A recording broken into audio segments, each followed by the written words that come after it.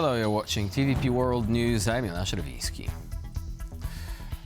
And now we begin with breaking news from Poland. An unidentified object fell into a cornfield near a village in eastern Poland overnight and exploded, breaking windows in nearby houses but causing no injuries, according to police reports. The Polish Armed Forces Operational Command took to social media, saying no violations of Polish airspace from either Belarus or Ukraine were recorded overnight. The post added that preliminary debris analysis suggests the unidentified object could have had parts of an old turboprop engine. Local police said they received a call after 2 a.m. on Wednesday about an explosion in a village located about 100 kilometers west of the Ukrainian border. It remains to be seen whether the object could have been related to military activity, civilian use, or another undetermined source. And now we're taking a look at the situation there with live images, live footage from the area. We can see local residents gathering near the cornfield, in addition, obviously, to special services, police and the military surveying the area in search of any debris or other traces as to what the objects could actually have been.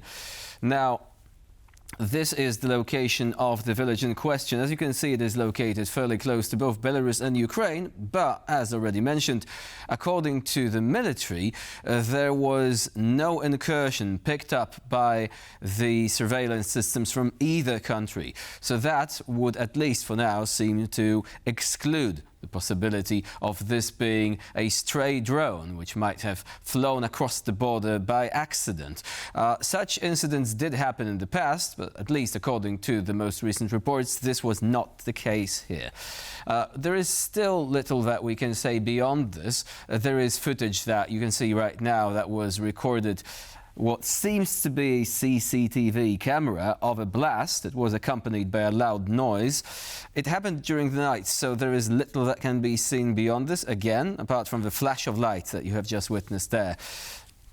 Now, earlier reports indicated that the local residents said there was a loud noise and a smell of burning, and also that plastic and metal parts exhibiting fire damage were recovered from the area. You can see a military helicopter there flying over the cornfield in question in search of any clues. And again, we can see the social media post here from the operational command regarding the discovery of debris from an unidentified flying object in Poland's Łuków County. Preliminary examination of radar data indicates that no violations of Polish airspace from either Belarus or Ukraine were recorded overnight. Of course, we'll be updating you on this story as we obtain more information on the facts as they become available.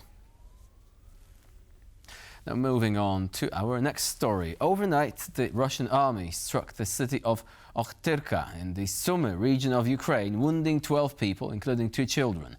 According to the Ukrainian police, the attack was part of a large-scale drone barrage targeting civilian infrastructure. As stated by the National Police of Ukraine, the attack significantly damaged residential homes, apartment blocks and other nearby buildings. Emergency services remain on the scene, providing medical assistance to the wounded and assessing the full extent of the damage.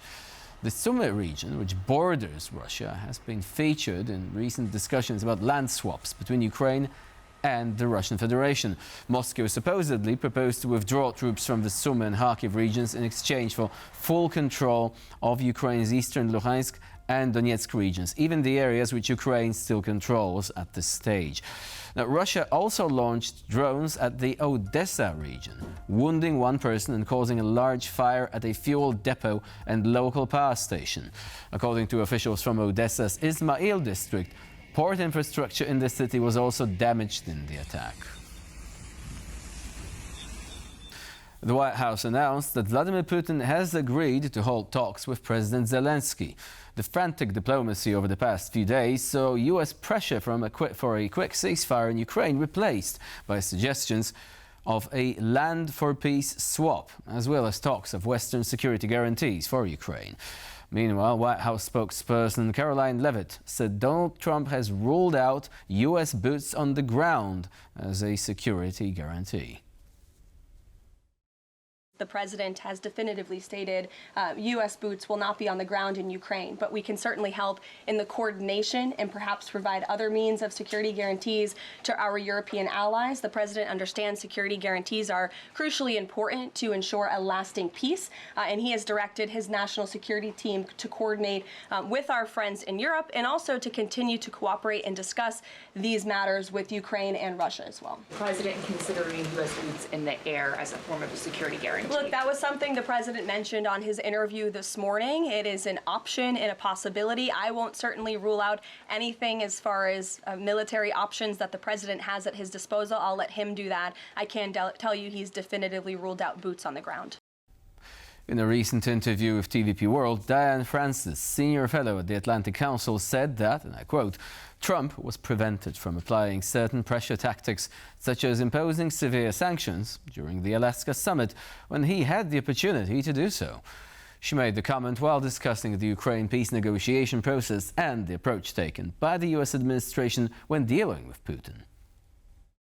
What I find very odd is that for a deal maker like Trump, it's interesting that he has been prevented from pulling out some of the pressure points, such as terrible sanctions against the war machine and against Putin's oil customers. He's not done that when he can do that.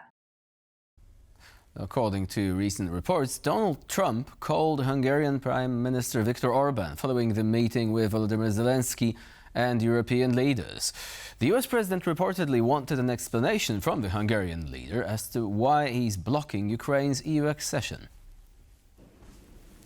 According to Bloomberg, European leaders were to ask Trump to use his influence on Orban, as Hungary continues to say that it will block Ukraine's bid to join the European Union. As of now, neither Washington nor Budapest have commented on these reports. Ukraine applied for EU membership right after the Russian invasion in 2022 and was granted candidate status that same year. And Ukraine's bid to join the European Union has faced opposition from the Hungarian government for quite a while now. To learn more about Viktor Orban's attempts to block Ukrainian accession efforts and the possible involvement of US President Donald Trump in resolving the issue, TVP World spoke to Kyiv Post's senior defense correspondent Stefan Korczak. Within the EU, there's a limited amount of leverage, it seems, that can be brought to a single member state that wants to veto something like closer association with Ukraine.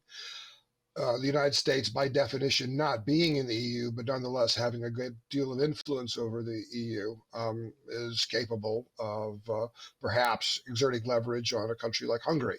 And most Ukrainians would say that one of the reasons that Hungary is opposed to Ukrainian association with the EU is because the Hungarian national leadership is fairly closely associated with the Russian national leadership, and they consider each other allies. And so the question then becomes, where would the Orban government's loyalties lie more, towards Europe or towards Russia? NATO defense chiefs will meet on Wednesday to address Europe's security in the face of Russia's war in Ukraine and fresh diplomatic efforts for peace. Polish Defense Minister Władysław Kosiniak-Kamysz said on social media that the talks will include NATO defense chiefs as well as Supreme Allied Commander General Alexis Grinkowicz, with Ukraine high on the agenda. Meanwhile, Downing Street confirmed that military planners from the Coalition of the Willing will soon meet their US counterparts to finalize security guarantees for Kyiv.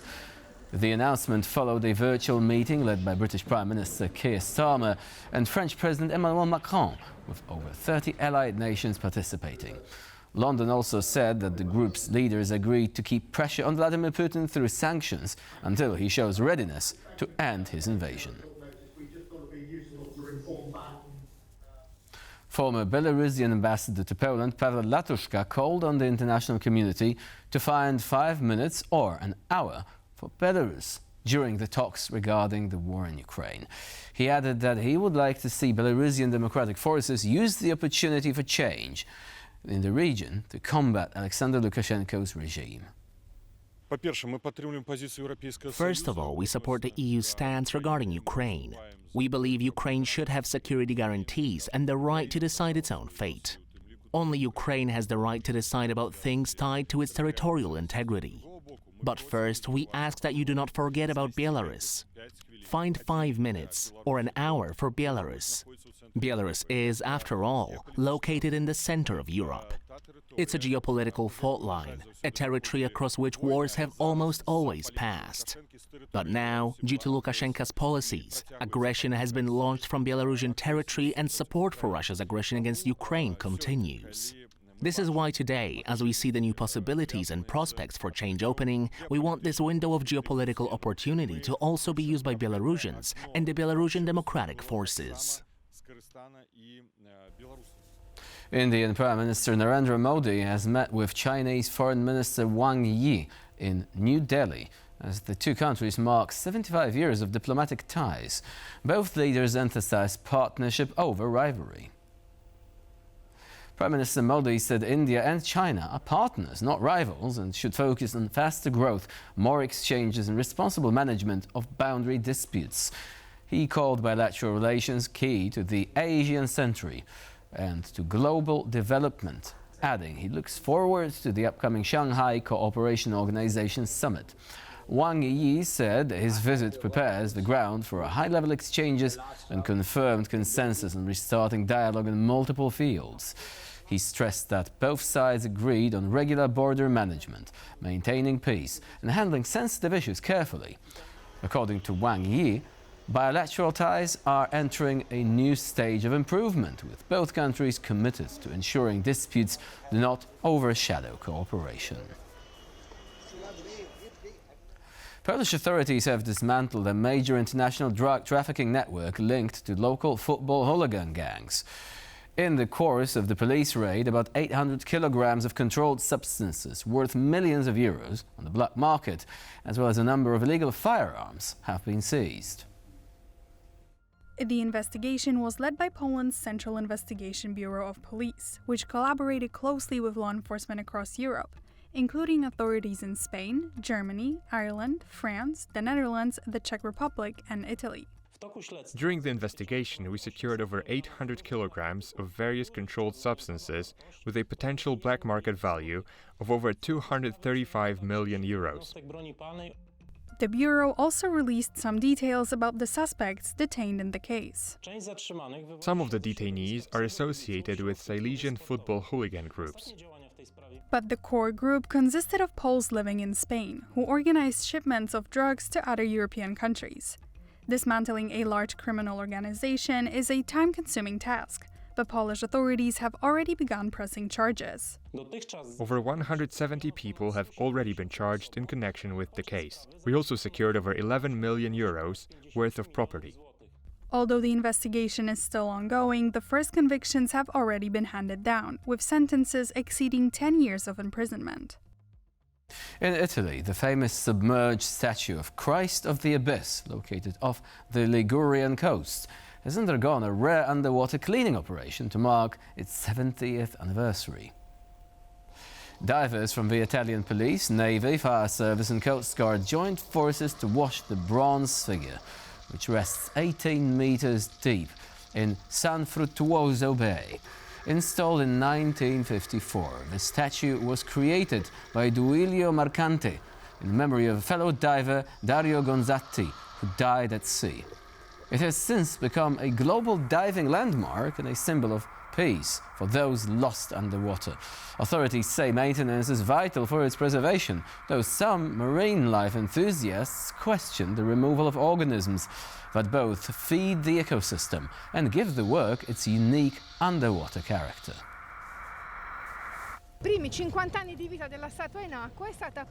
The statue was cleaned indiscriminately by volunteers with metal brushes.